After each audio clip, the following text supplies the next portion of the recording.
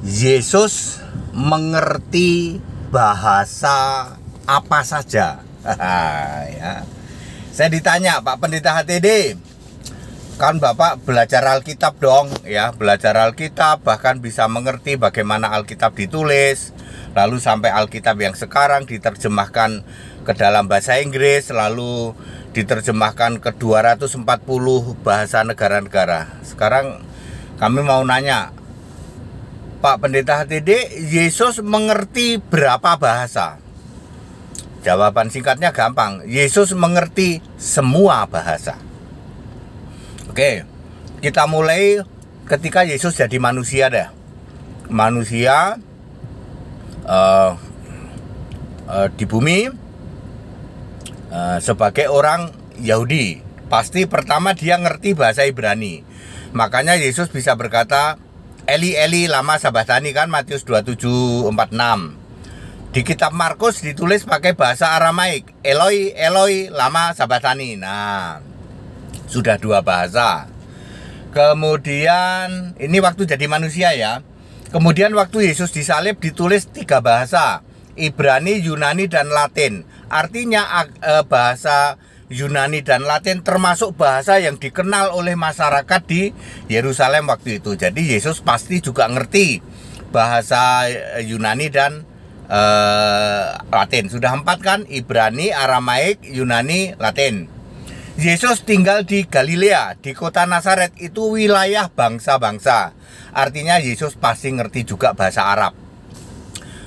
Waktu Yesus jadi manusia setidak-tidaknya 5 bahasa. Ibrani, Aramaik, Yunani, Latin, dan Arab. Itu ketika jadi manusia. Lalu Yesus mati disalib, bangkit. Pak, yang mati disalib itu yakin Pak Yesus Pak? Lah silahkan aja Anda membaca di dalam Yohanes 19 ayat 38 dan 40. Maka mereka menurunkan mayat Yudas. Bukan Pak, mayat Yesus. Nah, jadi mereka menurunkan mayat Yesus. Mayat Yesus apa mayat Yudas? Mayat Yesus Pak. Lah itu sudah jelas gitu kok, ya. Masih aja orang masih yang disalib bukan Yesus Pak ya. Yesus mati disalib, mayatnya diturunkan tuh, ya. Yohanes 19 ayat 38 dan 40. Lalu Yesus naik ke langit ditutupin awan, ya.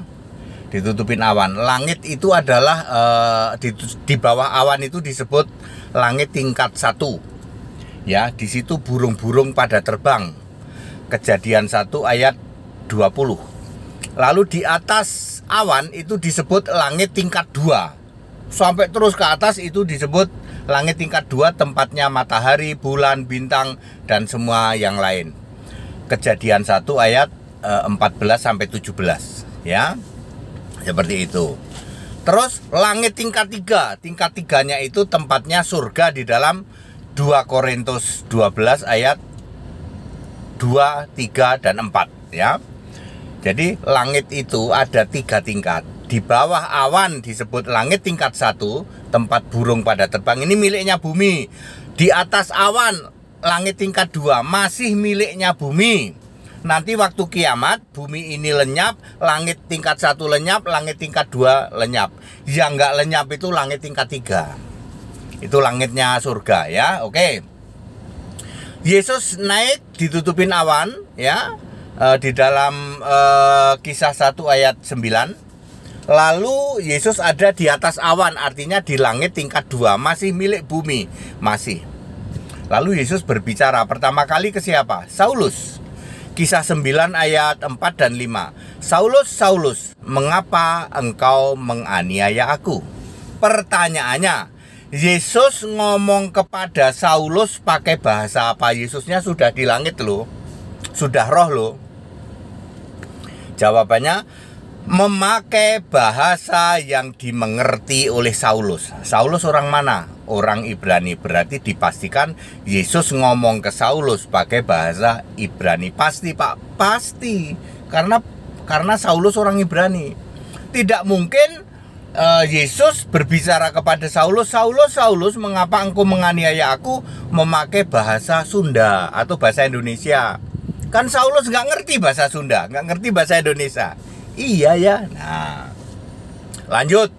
Yesus berbicara kepada habis itu Ananias di dalam Kisah 9 ayat 15. Itu juga orang Ibrani juga, pasti pakai bahasa Ibrani. Lalu lanjut, Kisah 10 ayat 15. Yesus berkata kepada Petrus, Petrus, apa yang dinyatakan halal oleh Allah olehku, tidak boleh engkau nyatakan haram.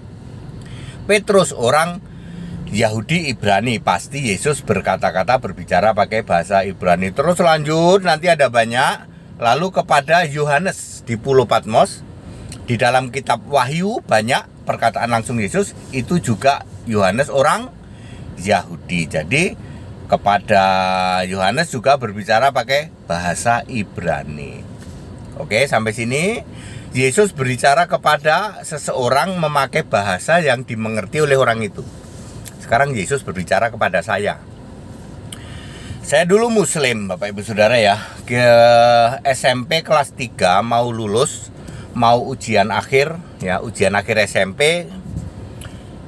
Saya tobat, saya mendengar suara, kamu ikut aku, roboh saya. Langsung nggak sadar roboh. Saya mendengar suara Yesus memakai bahasa Indonesia.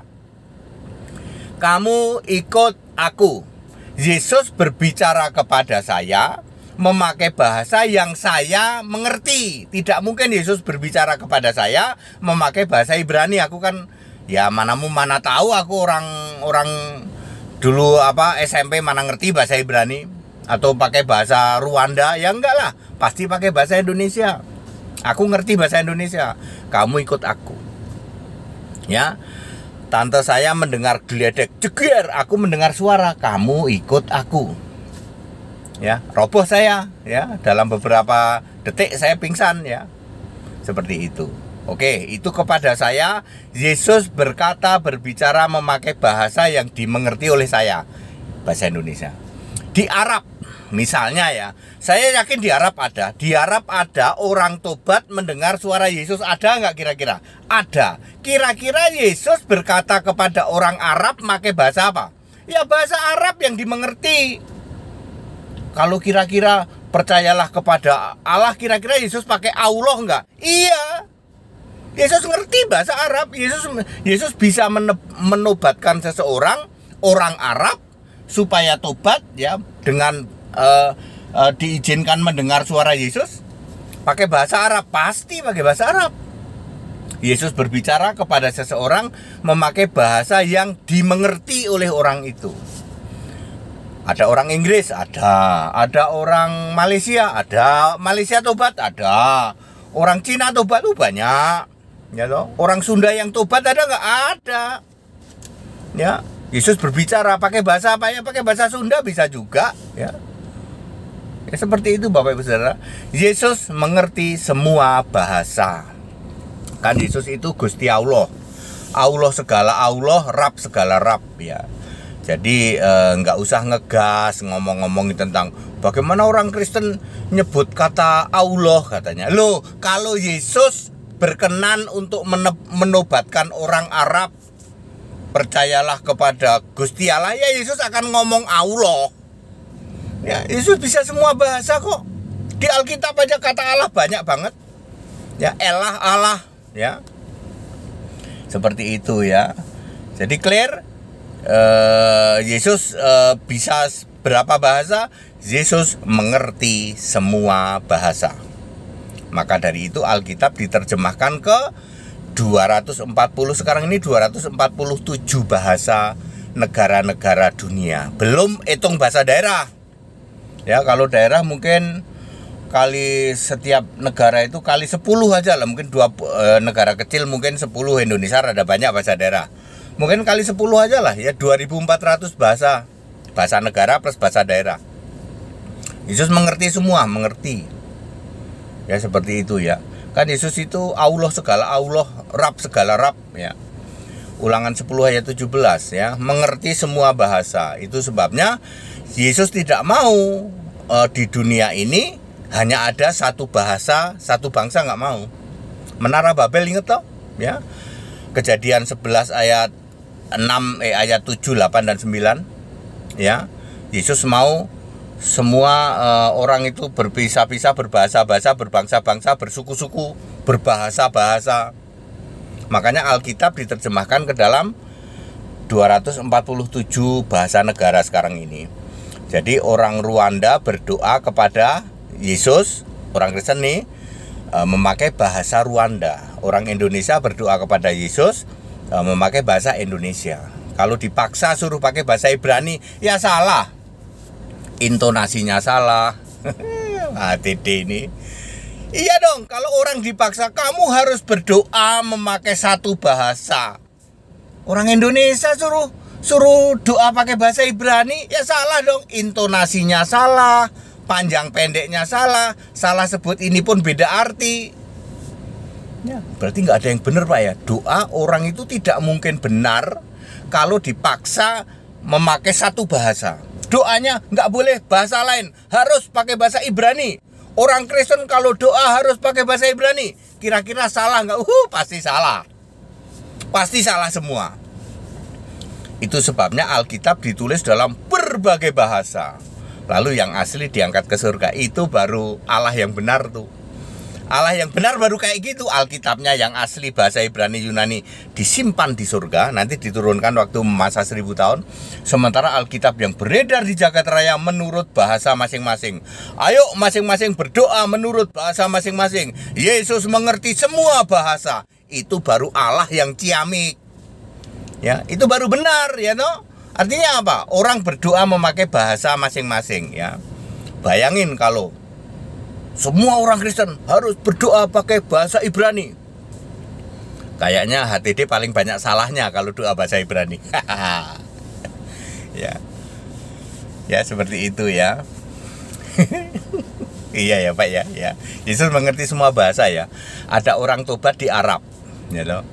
Yesus menobatkan seseorang, diizinkan mendengar suaranya seperti Paulus itu. Saulus, Saulus, mengapa engkau menganiaya aku? Pakai bahasa Ibrani. Kepada saya, kamu ikut aku, cuman aku nggak disebut namanya. Ya, saya berpikir, Henry, kamu ikut aku. Orang cuman 3 kata saja, kamu ikut aku, ting aku roboh kok. Itu pun suaranya kedengarannya seperti geledek oleh tante saya. Ya, di Arab kalau ada orang tobat, ya, lalu Yesus memperdengarkan suaranya pakai bahasa apa? Bahasa Arab, ya. Ya, kamu harus nyembah Allah, misalnya Allahu Ahad, Isa Al-Masih. Ya pasti Yesus ngomongnya begitu. Orang Malaysia pakai bahasa Malaysia dan seterusnya. Jadi clear? Simple, tapi ini maknanya sangat mendalam. Iya ya Pak, andekan orang Kristen dipaksa semua doa orang Kristen harus pakai bahasa Ibrani, ini paling banyak salah doanya. Ya, ya, ya. Bayangin saudara ya, kira-kira nyampe nggak doanya? Ya, aku nggak kebayang ya.